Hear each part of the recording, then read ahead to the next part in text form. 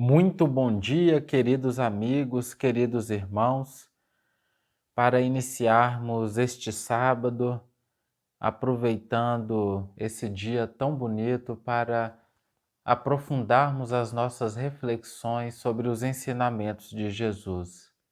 Elevemos o nosso pensamento.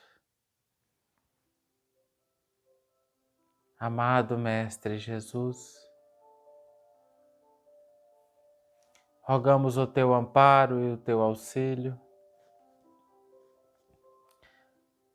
para que, diante das dificuldades e desafios da convivência humana, consigamos ter forças e cada vez mais entendimento da tua lei para dar de nós, servir e sermos exemplos de indulgência, compaixão e misericórdia. Nos ajuda, Mestre querido, a enxergarmos o que vai de bom em cada coração que nos rodeia. Nos ajuda a reeducar o nosso olhar para perceber sempre o bom que pulsa no coração do outro, ao invés de ficarmos viciados em buscarmos os defeitos, os mínimos defeitos da conduta diária daqueles que nos rodeiam. Ah, Mestre Jesus, que a gente consiga realmente, de uma vez por todas, mudar essa frequência vibratória de buscar só o negativo e focarmos naquilo que é bom, belo e positivo, para que todos nós entremos numa sintonia diferente, melhor e de mais paz. Rogamos o teu amparo para as reflexões de hoje, para esse estudo, e que as falanges maiores estejam sempre junto a nós, nos balsamizando e nos auxiliando as forças para que consigamos vencer a nós mesmos e definitivamente entrarmos na estrada reta de retorno ao Pai. Que seja feita a tua vontade em nossas vidas, que assim seja. Nós estamos trabalhando ainda o capítulo 10 do Evangelho segundo o Espiritismo. Estamos atualmente no item 16, que é intitulado A Indulgência. Nós vamos fazer a leitura aqui de um trecho, o último parágrafo do item 16. Sede indulgentes, meus amigos, porque a indulgência atrai, acalma, reergue, ao passo que o rigor desencoraja, afasta, irrita. Essa é uma mensagem de um espírito protetor, uma psicografia que ocorreu em Bordeaux no ano de 1863. O nome do benfeitor espiritual é José. A indulgência é um tema que nós ainda temos bastante dificuldade de colocar em prática, porque quando a gente se depara com o erro, com a ineficiência do outro, nós ainda temos esse vício do agente de justiça, de fazer justiça. Nós achamos que ser cristãos é corrigir todos ao nosso lado e que estamos sendo bons cristãos ao conduzirmos todos que nos rodeiam para o caminho reto, estando atento a todas as falhas, orientando constantemente, criticando todo o tempo. Nós ainda temos muito disso com a gente, como se a responsabilidade das outras vidas fossem nossa. Nós nos esquecemos que a única pessoa responsável que nós temos que mudar somos nós mesmos. A única responsabilidade que nós temos de mudança somos nós mesmos. Lógico é que nós precisamos excluir aqueles espíritos que foram colocados na nossa tutela por meio das injunções encarnatórias, como filhos, como muitas vezes nós recebemos outros espíritos para cuidar, é uma outra linha de ação. Mas, fora dessas situações especiais de tutela obrigatória da injunção encarnatória, que nos cabe efetivamente educar, reeducar e conduzir um espírito para o caminho de Jesus, em todas as outras situações, nós não temos obrigação de transformar ninguém, somente a nós mesmos. E é por meio da nossa transformação que efetivamente a gente acaba por educar alguém. Dentro de tudo isso, entendendo que nós estamos aqui para exercer a misericórdia, estamos aqui para treinarmos como ser agente de misericórdia e não agentes de justiça, como nós gostamos de ser, algumas reflexões vão nos amparar a exercer a indulgência, esse sentimento tão doce diante das dificuldades do outro, porque todos nós temos dificuldade. Todos nós temos limitações. Todos nós ainda carregamos mazelas e núcleos de dor que, em vários momentos da nossa existência, tanto nessa quanto em outras à frente, vão nos sequestrar emocionalmente, vão nos levar a agir com cólera e de maneira desequilibrada e contrariando a lei. A gente precisa compreender que cada um tem um limite. Um dos pontos mais importantes da indulgência é reconhecer o limite do outro. Quando eu adestro meu olhar para buscar entender qual é o limite de atuação do outro, um campo novo se abre. Nós estamos muito focados na tarefa em si. Então, nós queremos uma tarefa bem feita e a gente toma como referência o bom cumprimento da tarefa. Mas eu queria convidar para a gente olhar de uma outra forma. Vamos pegar uma situação doméstica comum.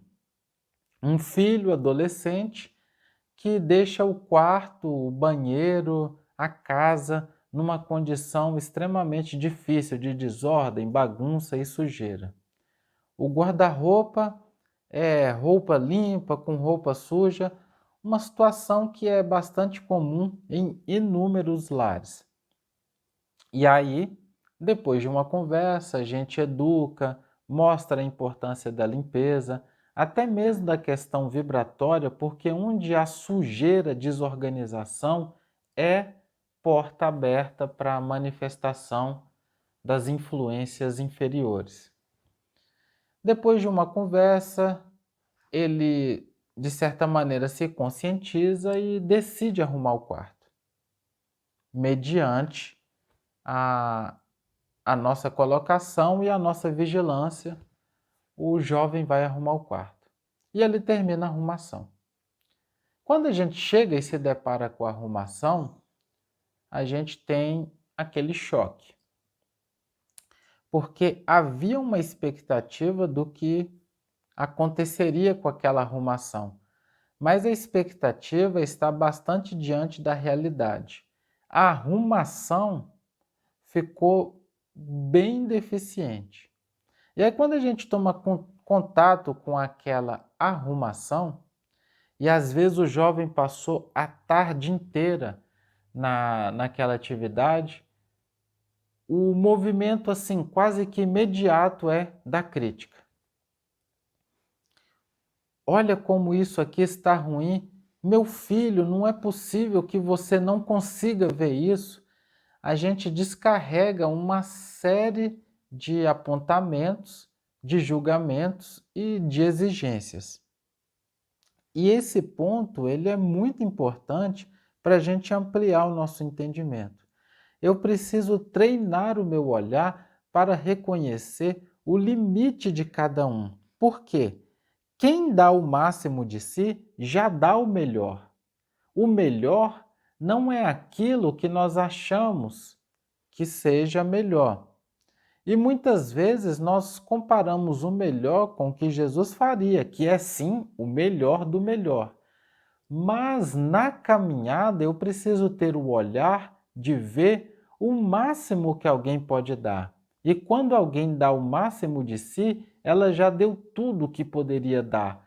Esse é o melhor. Ter esse olhar para enxergar o máximo que alguém pode dar, é isso que tem nos faltado muito. E aí nós acabamos afastando constantemente as pessoas de nós. E comumente a gente leva para o lado pessoal porque as nossas expectativas não foram atendidas e a convivência se torna pesada, uma convivência tóxica, de cobranças, exigências, apontamentos e um ambiente que impossibilita o desenvolvimento da fraternidade. A indulgência é o remédio que nos possibilita fazer esse reequilíbrio das relações e das convivências humanas, porque eu passo a ter esse olhar para enxergar as limitações de cada um. E aí, esse, é, é, esse ponto, vamos colocar, entre aquilo que eu espero e o que foi possível ser feito, todo esse movimento que ficou faltando entre a minha expectativa e a realidade, eu preencho ele com a indulgência, com o meu amor. Esse é o ponto-chave da indulgência. Eu tiro todas as críticas e durezas e eu preencho com o meu amor. E eu passo a exigir das pessoas somente até onde elas podem ir. Eu passo a esperar delas somente até elas podem ir. Todo o restante eu completo com o amor da minha exigência. Então eu entro naquele quarto após o meu filho ter passado a tarde inteira arrumando. Ele estava inclusive até feliz, colocou uma música, cantando, e ao adentrar e ver aquela situação mais difícil, porque eu tenho outra vivência de organização, tenho outras conquistas nesse campo, eu entro, sorrio e inundo aquele quarto com o meu amor e reconheço o esforço de tudo que ele fez. E ele vai sorver dessa vibração de amor e é a partir dali que ele vai começar a crescer. E aí, se eu quiser fazer alguma orientação, eu vou fazer com amor. E é esse amor da indulgência que vai conduzindo o espírito a dar passos cada vez maiores. A gente precisa entender que quando alguém se dedica e a gente já chega sempre com uma crítica, nós tendemos a ser muito negativos e pessimistas, principalmente com as ideias dos outros. Quando vem alguém e coloca uma coisa nova, a gente precisa estar atento para que o nosso movimento não seja aquele comum de não vai dar certo, de apontar já o errado, de apontar o negativo, porque é assim que a gente faz. Quando alguém, principalmente no ambiente doméstico, vai colocando a coisa e às vezes mexe um pouco na nossa zona de conforto, nosso primeiro movimento é da crítica. É uma barreira vibratória que a gente já afasta, é aquele dardo que a gente lança. Nós sequer ouvimos o apontamento do outro. Quando nós fazemos isso, quando nós descarregamos as nossas exigências diante do máximo que o outro deu, dentro dos limites do que ele pode fazer, É como se a gente fizesse o seguinte: olha, o seu melhor não serve. Pegue o seu esforço e jogue fora. Pegue a sua ideia e jogue fora. Olha o que nós estamos plantando. Olha o que a gente está passando para aquele que recebe as nossas vibrações da crítica, do apontamento e do pessimismo. Lógico que esse espírito não vai sentir uma atração para estar ao nosso lado. Porque se eu dou o máximo de mim, no limite das minhas capacidades, e, em contraponto, recebo críticas, apontamentos, julgamentos, o que eu vou querer é estar distante. Isso quando não acontece de eu construir um trauma em mim ou nós produzirmos um trauma no outro, porque se eu digo para ele que o seu melhor não serve, o seu melhor não presta, é insuficiente, a partir dali o espírito, o indivíduo pode entrar num movimento de prostração, de bloqueio. Tanto nós carregamos inúmeros bloqueios que trazemos de outras existências, como nós também produzimos inúmeros bloqueios naqueles que estiveram sob a nossa tutela. Então, esse é um momento da gente refletir e buscar reequilibrar o nosso olhar. Não estamos dizendo para ir para o outro extremo e tudo que a gente vê de errado, a gente também dizer, não, mas a pessoa fez o melhor. Porque existem sim os erros que precisam ser corrigidos. Nós estamos fazendo um convite para o equilíbrio. Estar atento para esse novo olhar, para que a gente possa balancear as nossas atitudes e vivenciar a indulgência, temperar as nossas ações com o sentimento sublime da indulgência, de maneira que a gente não fique nem no 8, que passa a mão na cabeça em todos e em tudo, e tudo é belo, porque a ingenuidade não é virtude, nunca foi, e que também a gente não fique no 80, que são aqueles comportamentos duros, inflexíveis, que exigem a perfeição de todos a todo momento. Nós precisamos encontrar esse ponto de equilíbrio. Não podemos ser esse cubo de gelo, nem essa água fervendo, porque nenhum dos dois dá para tomar. Nós precisamos colocar o cubo de gelo dentro da água fervendo para que ela alcance essa temperatura ambiente e se torne palatável, possível de se consumir. Esse deve ser o nosso caminho e a indulgência nos traz para esse ponto de equilíbrio do 40, que é o caminho do meio. Sejamos indulgentes, porque a indulgência atrai, ergue e promove a fraternidade. E mais ainda, quando nós agimos com esse sentimento, nós atraímos para nós a indulgência e nós passamos a receber o perdão, o amor e a misericórdia, que é o que todos desejamos. Vamos lembrar ou abordar o que a veneranda Joana de Ângeles nos coloca no livro Atitudes Renovadas. Quando a conduta do espírito se caracteriza pelos desastres morais, ressurgem dos arquivos do inconsciente pessoal as marcas danosas em forma de complexo e projeção da imagem. Dessa forma, é comum que os portadores dessas debilidades examinam o próximo como se ele fosse um espelho, no qual a própria imagem apresenta-se de forma inversa, refletindo as suas lamentáveis feridas espirituais. E mesmo assim, olhando para o próximo, ele, ele não tem os valores éticos, ele raramente identifica que aquilo que ele está vendo no próximo pertence a ele mesmo.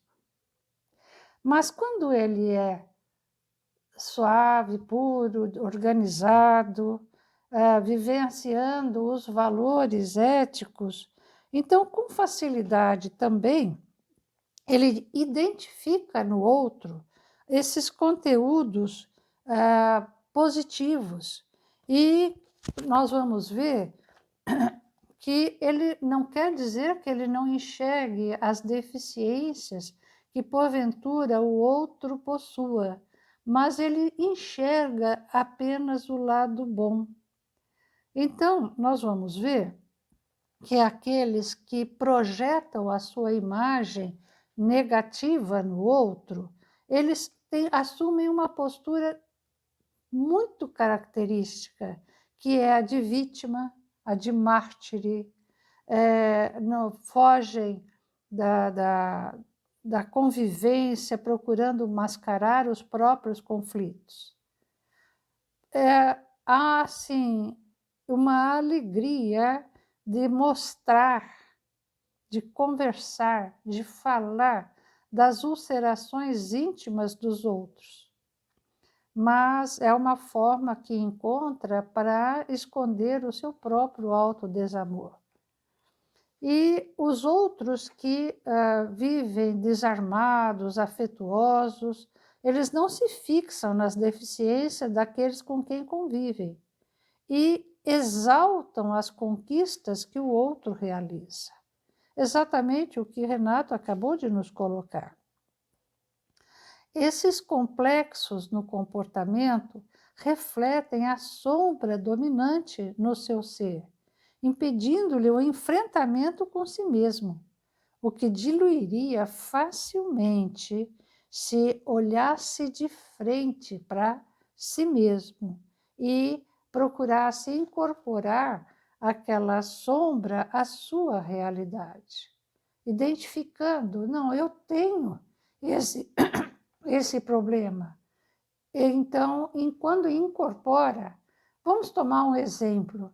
Se nós pegarmos um copo que está com uma água turva, na medida em que a gente vai colocando água limpa, aquela água turva vai aos poucos sendo limpa, e aí nós vamos observar que aos poucos a pessoa se liberta dessa sombra tão difícil.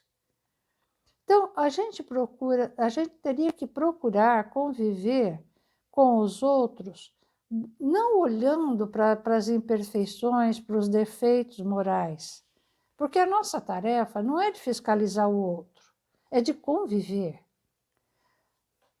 Aquilo que a gente identifica e que, portanto, nos pertence, tem raízes no passado. E se a gente vai devagar, procurando solucionar, analisar, refletir naquela dificuldade, nós vamos aos poucos também conseguindo enxergar apenas o lado bom das pessoas com as quais a gente convive. Quando a gente se sentir tentado à censura, à crítica mordaz, à reclamação, à queixa, nós temos que lembrar imediatamente que o problema não é do outro, é nosso. Então, se nós observarmos, se nós educarmos o nosso olhar, nós vamos ver que aos poucos a gente vai conseguir enxergar o lado bom dos outros. Jesus nunca se deteve a apontar os erros humanos. E quando, obviamente, ele enxergava os nossos erros todos, não é? Ele usava de uma linguagem com que analisava as dificuldades das criaturas, de modo geral. Então, ele educava, mostrando de uma forma geral para apontar defeitos que precisavam ser corrigidos. E a todos, ele convidou para o seu rebanho, como nos convida até hoje. Mas voltando à Palestina, nós vamos ver que, obviamente, o grupo de apóstolos, de discípulos que Jesus convidou, muitos eram bastante jovens. E Simão Pedro era o mais velho deles. E nos bate-papos entre eles colocavam que Simão era bastante velho para essa tarefa de evangelizar os povos. E Simão ficava muito humilhado. Aquilo foi assim aumentando a dor dentro de Simão e ele resolveu um dia conversar com Jesus. E aí Jesus falou a Jesus: olha, Senhor, eu estou muito velho para a tarefa que o Senhor quer colocar. E assim eu não vou dar conta. Aí Jesus colocou a ele: mas os velhos, tem dois tipos de velhos. Aqueles que são amargurados, que são depressivos, e aqueles outros que encaram a vida como uma experiência que ainda podem ir além, com alegria, com vontade de viver. Mas, Senhor, eu sou velho, eu não vou dar conta. Jesus coloca a ele: mas escute, os jovens de hoje precisam da orientação dos velhos, dos que chegaram antes, para caminharem mais corretamente. Que seria, então, da humanidade se não existissem os pais para orientar aos jovens que aí se encontram? E depois, Simão, o importante é que você faça a sua parte e não te preocupe com as críticas dos outros. Simão voltou para casa e, quando ia chegando, viu que Felipe estava conversando com alguns jovens pescadores, mostrando as maravilhas do reino. E, quando Simão foi chegando, ele já se aludiu à idade já avançada de Simão. Mas Simão estava com outro olhar. Esperou que Felipe falasse com todos os jovens, e quando ele ficou sozinho, Simão disse a ele: Felipe, se Deus nos criou, então ele é o mais velho de todos nós. Tem mais. Não nos detenhamos na idade das pessoas.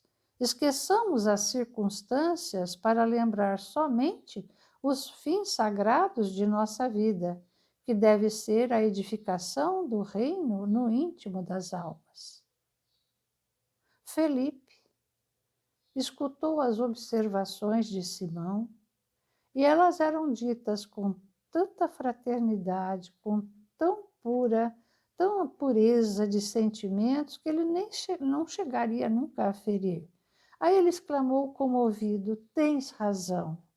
O velho apóstolo, então, não esperou mais nenhuma justificativa da parte de Felipe e, dando-lhe um grande abraço, mostrou-lhe um sorriso bom, deixando perceber que ambos deviam esquecer para sempre aquele minuto de divergência a fim de se unirem cada vez mais em Jesus Cristo.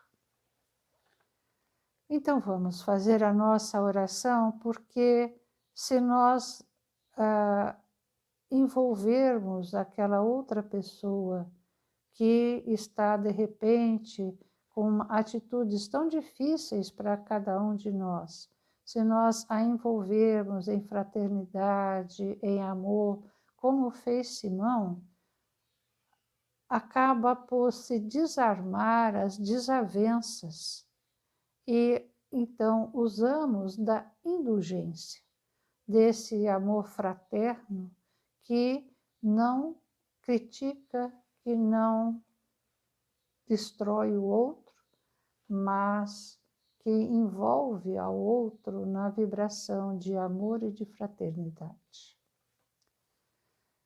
Jesus, agradecemos, Senhor, pela oportunidade que nos dás de nos reunirmos em Teu nome. Agradecemos, Senhor, por estarmos na Terra, nesse momento que aparentemente são de desafios, e, no entanto, também se transformam em momentos de luz e de felicidade, porque temos a oportunidade de voltarmos para dentro de nós mesmos, de usarmos da reflexão para nos conhecermos, para buscarmos realmente edificar o reino de Jesus em nossos corações, amando, renunciando tantas vezes, envolvendo a todos os nossos irmãos, nos nossos elos de amor. Abençoa, Senhor, a toda a terra. Envolve a todos os nossos irmãos em vibrações de paz, de amor, para que todos possamos formarmos este rebanho de luz que veio nos convidar para participarmos. Que assim seja. Que assim seja.